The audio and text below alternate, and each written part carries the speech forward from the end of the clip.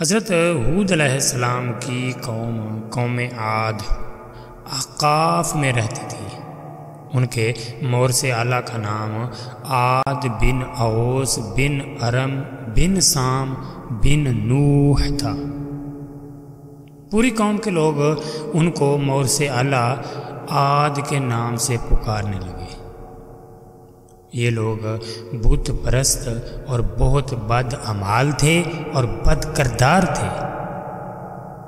اللہ سبحانہ و تعالی نے اپنے پیغمبر حضرت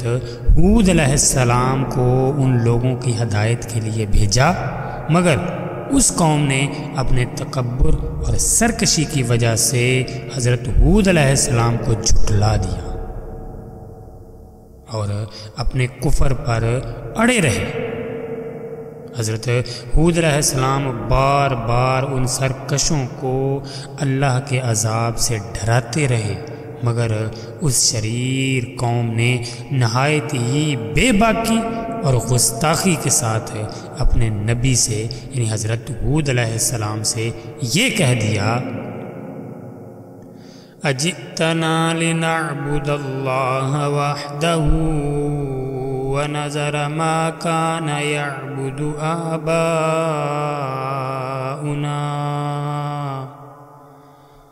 فَأْتِنَا بِمَا تَعِدُنَا إِن كُنتَ مِنَ الصَّادِقِينَ۔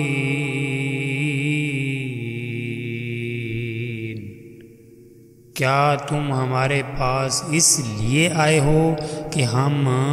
ایک اللہ کو پوجیں اور جو ہمارے باپ دادا پوجتے تھے انہیں چھوڑ دیں؟ تو لاؤ جس کا ہمیں وعدہ دے رہے ہو اگر سچے ہو۔ یعنی اس شریر قوم نے حضرت ہود علیہ السلام سے کہا کہ اگر تم واقعی سچے ہو تو ہمیں جس عذاب سے تم ڈراتے ہو وہ عذاب ہم پر لے آؤ، اگر تم سچے ہو تو وہ ہم پر آنے دو عذاب۔ آخر عذاب الہی کی جھلکیاں شروع ہو گئی۔ 3 سال تک بارش ہی نہیں ہوئی اور ہر طرف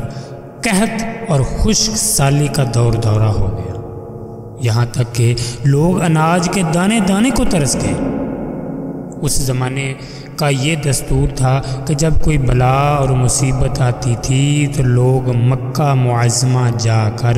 خانہ کعبہ میں دعائیں مانگا کرتے تھے تو بلائیں ٹل جاتی تھیں۔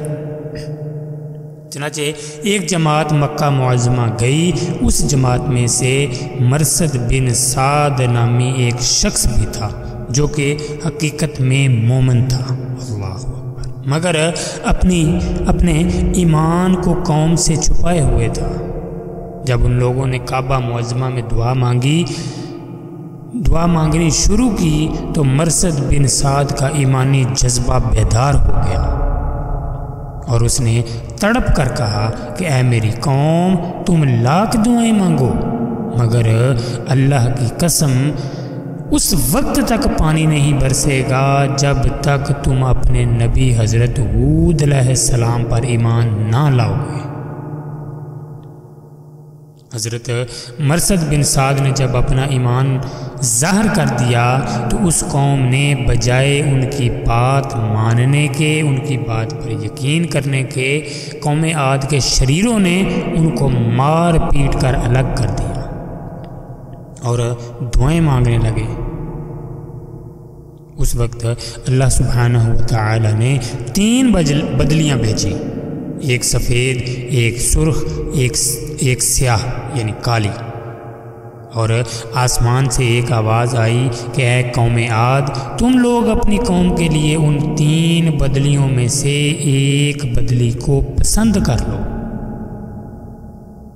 ان لوگوں نے کالی بدلی کو پسند کر لیا اور یہ لوگ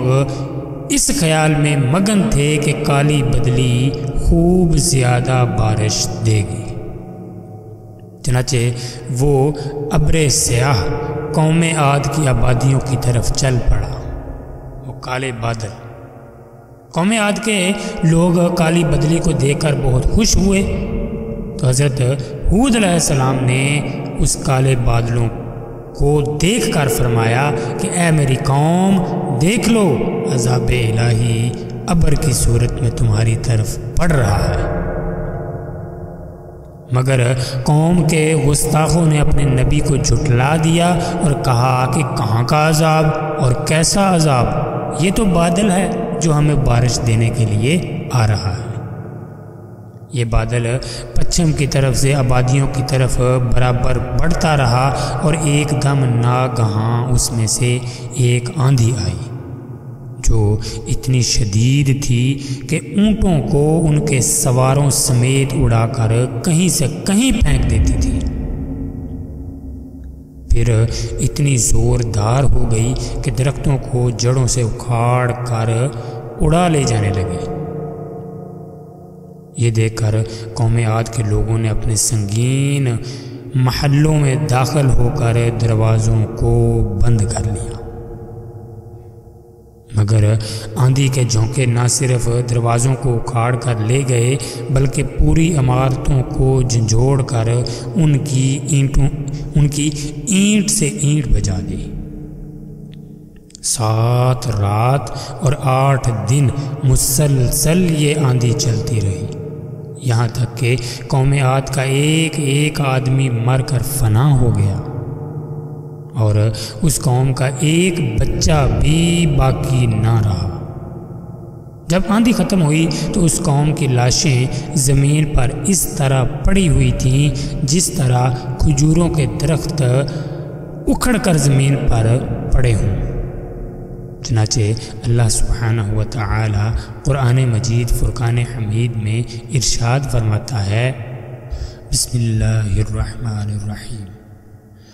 وَأَمَّا عَادٌ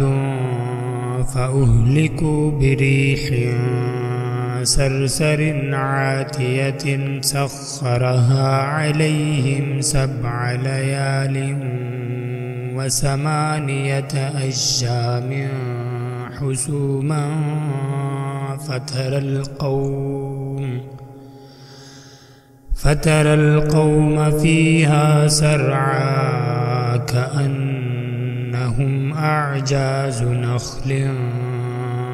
خاوية فهل ترى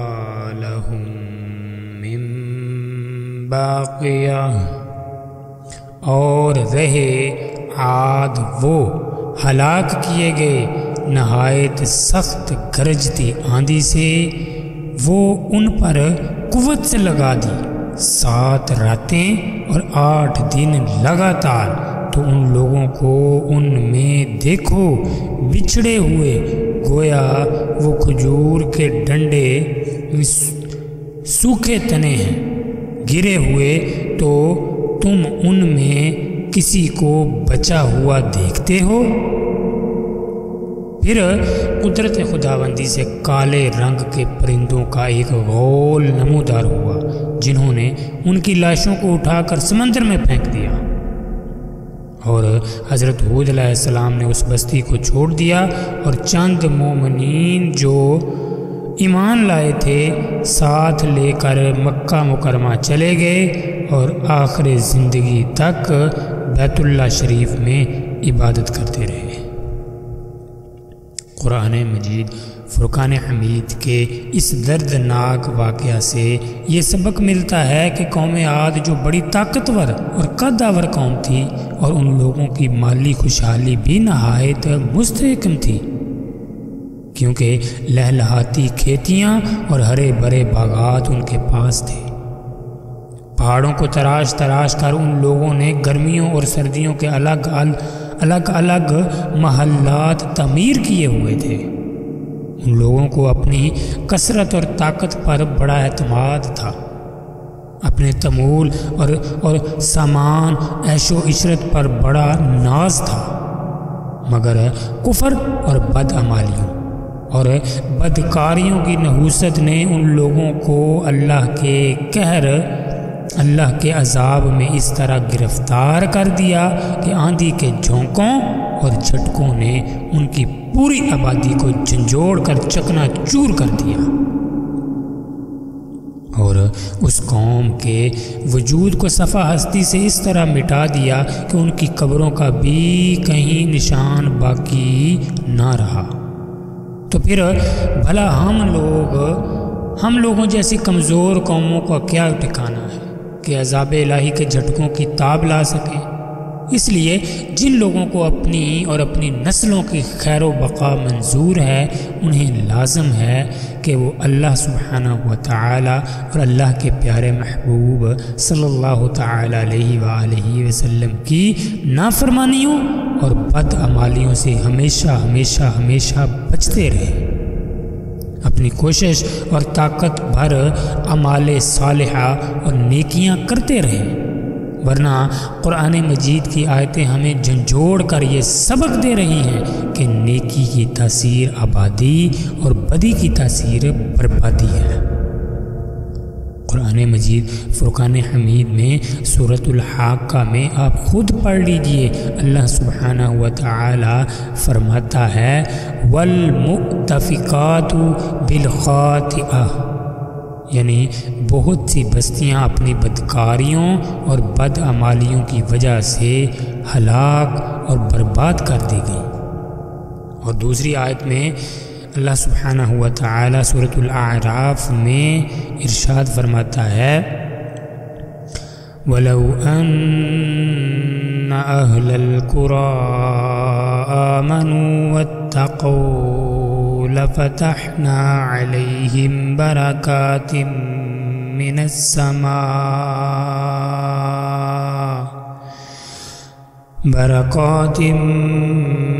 السماء والأرض ولكن كذبوا فأخذناهم بما كانوا يكسبون۔ اور اگر بستیوں والے ایمان لاتے اور ڈرتے تو ضرور ہم ان پر آسمان اور زمین سے برکتیں کھول دیتے، مگر انہوں نے تو جھٹلایا تو ہم نے انہیں ان کے کیے پر گرفتار کیا۔ اللہ سبحانہ و تعالی سے دعا ہے کہ اللہ سبحانہ و تعالی ہمیں اپنی رضا کے مطابق زندگی گزارنے کی توفیق عطا فرمائے اور ہمیں اپنی اور اپنے پیارے محبوب کی نافرمانیوں سے محفوظ رکھے، آمین ثم آمین۔ السلام علیکم ورحمۃ اللہ وبرکاتہ۔